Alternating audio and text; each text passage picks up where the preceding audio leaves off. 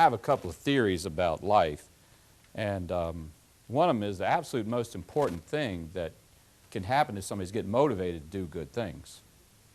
You know, I mean, we are not naturally good. I mean, isn't that true? I mean, we're naturally selfish and lazy and everything else, you know. I mean, no, I mean, that's just human nature, right? And, but it turns out that it's a lot of fun doing things and making others happy, right? And I think my theory is there really is nothing wrong with the kids you have here. I think that the kids you have here can be anything they want to be, you know, at least 95 to 98% of them. And the thing that's going to determine the people who are successful in life is something motivated them. Now, the sociologists will tell you that, you know, lower socioeconomic, the kids of those people do poorly, and then the kids of the higher socioeconomic do better, and they'd have you believe that everything is where you're born in life. But in my opinion, I think that the higher socioeconomic do a better job at motivating their kids than the lower socioeconomic. But the reality of it is there's plenty of people that are dirt poor growing up like me who've done unbelievably well. And there's lots of people who had very well-to-do parents and have fallen from grace. And what is the difference between the successful and the unsuccessful? It's all motivation. And it's very interesting. I did a little pilot study here 2 years ago. I took 35 kids of welfare moms, 2 kindergarten schools, and I took them to SeaWorld, and they got to talk to the trainer that was actually going to do the tour. And I said, I really want you to emphasize in spades, you know, about, you know, the non-academic keys to success. No drugs, no alcohol, doing the homework, not getting pregnant and everything, you know. And that trainer, I mean, I wish I could have filmed her. I mean, she said, when I was 5 years old, I knew that I wanted to be an animal trainer. And she did something and got Shamu to jump up, you know, right next to her and says, and this is my dream, you know. And Shamu was right there. The kids went nuts, I mean, you know. And then she says, but you know what?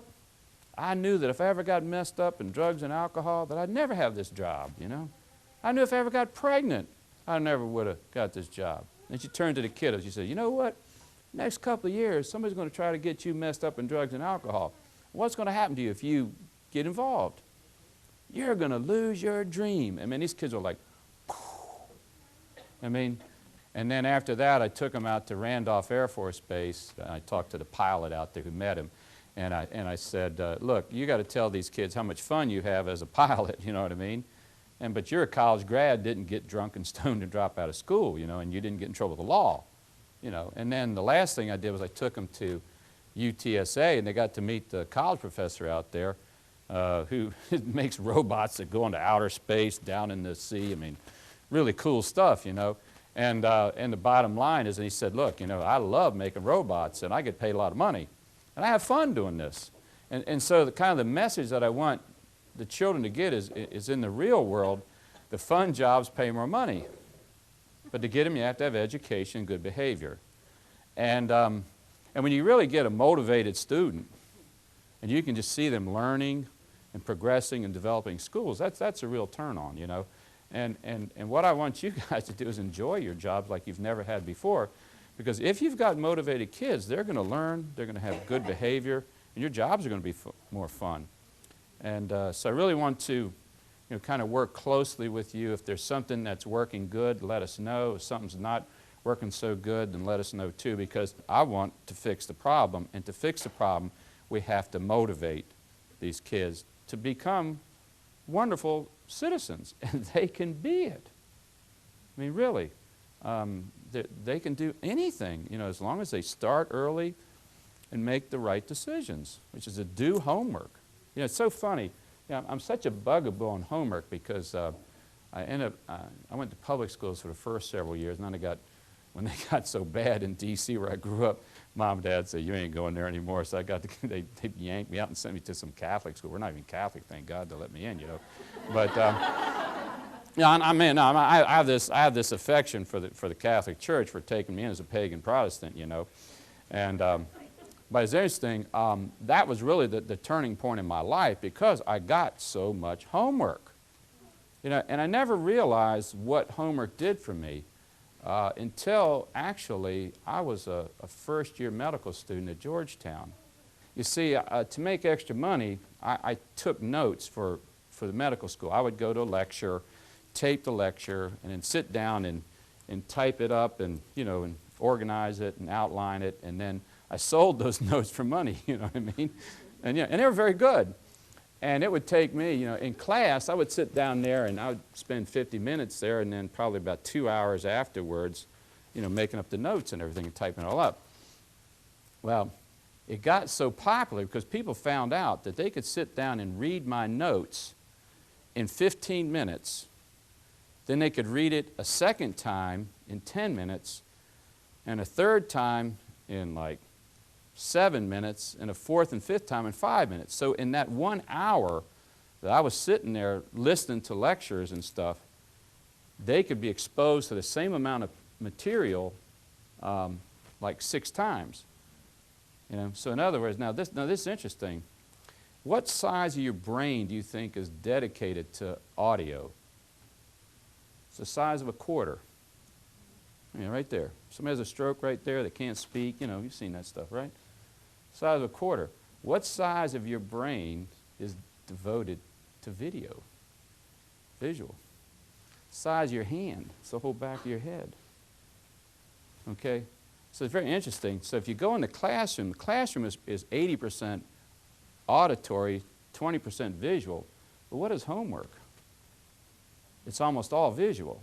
And so when somebody does homework, in an hour and a half on their own, using their vision, they can take in what they would at 5 hours of school. And that's why, if was anybody in there when I gave my little tirade to the kids in there earlier? What was I telling them about what should they tell a teacher when they give them homework? Anybody was there? Thank you. Thank you. Absolutely. Because you have to correct that homework. But 2 things happen when kids get homework. Okay, and one is they take in way more information per unit time than they do in the classroom. Second thing is they get a better work ethic, because you get an idea that 6 hours a day is all you need to do. I mean, yeah. No, seriously. I mean, and nobody I know is making a lot of dough and have a fun job that's doing 6 hours a day. I mean, maybe a radiologist or something like that working part-time, but no cardiologist that I know. We're out there pounding. I was on call all last weekend. But the bottom line is the work ethic. When I went to this Catholic school, I got 4 hours of homework every night. 9th grade, 10th grade, 11th. I mean, and it was wicked. On weekends I had to do extra, and that's what enabled me to get the academic scholarship to college. College was a piece of cake compared to my high school, seriously. And so that's why I always stress to these kids that the good teachers give homework, and they ought to thank them for it because they have to do the work to correct it. And you don't get paid extra money, right? Not that I know of, So that's why, I kind of really stress the homework to the kids, because the reality, that's how they're going to get ahead, If the kids do the homework every night and do a good job on it, they're going to pass the TOX test, without anything special. But I like to take Bayless Miller. You ever heard of Bayless Miller, Bill Miller Restaurants, We tag team up on the kids every now and then. And I asked Bayless, I said, Bayless, what do you do? He says, well, I own a few Bill Miller restaurants here in town. I said, how many people work for you? About 15,000. It's okay, Bayless. I says, it's important for you, for your workers to be on time. He says, oh yeah, real important, I turn to the kids, I say, do y'all hate it when the teachers bug you about being on time? He says, oh yeah, we hate that. Okay, let's talk to Mr. Miller here. He says, what do you do when somebody's late for work? And he says, well, I don't fire them right off the bat. I counsel them. Tell them how important it is to be on time. But what if they're late a second time? He says, I counsel them again. It's really important to be at work on time. What if they're late a third time? I fire them. I said, what? What if they're a really good worker? I don't care. I can't have people being late. I said, okay. Now, kiddos, I says, you guys hate it when the teachers bug you about being on time, right? Oh, yeah, we hate it. And Mr. Miller here is telling that he fires people that are late third time. What does this mean to you? And they're still clueless. I said, don't you realize the teachers that bug you about being on time are trying to get you ready to succeed in the real world? Because no good job will tolerate somebody coming in late. You ought to thank them when they correct you. I mean, it's so funny. I mean, I can take these kids, the standard things that they think, oh, they're trying to rain on my party, and just put it into the business situation, you know, the real world, and suddenly they realize you guys are the best thing ever happened to these kids. Because you care about them enough to bug them about being on time, to do their homework and use manners and everything else. But this is what I want my motivational speakers to come into your classrooms and talk to them about. I talked about 5 or 6 things. I've got 70 what I call non-academic keys to success. And they're everything from the golden rule, don't join a gang, you know, I mean, you know, be part of the solution, don't be the problem, you know. And so when the people come in to talk to your kids, they're going to talk about what they do with their life as a cardiologist or as an attorney or as an engineer. Then they go over the non-academic keys of success. And then an ethics issue, you know, which can be anything from being on the cell phone or, you know, whatever. You know, you get paid for hourly work and you're making cell phone calls, that's stealing, you know. And then the last thing is questions and answers. But I hope that all of our speakers come in and build you guys up, because you should be built up. You know, you're the foundation of our nation's future, to be honest with you. If you guys succeed, we've got a healthy country. If you guys don't succeed, we've got a very unhealthy country. And so that's what we want to do, is just provide, you know, a mechanism to motivate your kids, because they'll be better off for it, your jobs will be more fun, and we're going to have a better country. But this is not a flash in the pan. We're going to be here on infinitum. I mean, you know, we're not going to just do this and leave. You know, we're going to do this year after year after year. The game plan is to be here for you every month with some way, shape, or form, and I just want some kind of interaction back, feedback. If, you know, if somebody doesn't do a very good talk, we'll just get somebody who does, you know, and just keep, it's a work in progress. But this is a unique program, but I have all the confidence in the world that it's going to work, because there really is nothing wrong with the kids, right? Does anybody think there's something wrong with them? What is missing is motivation.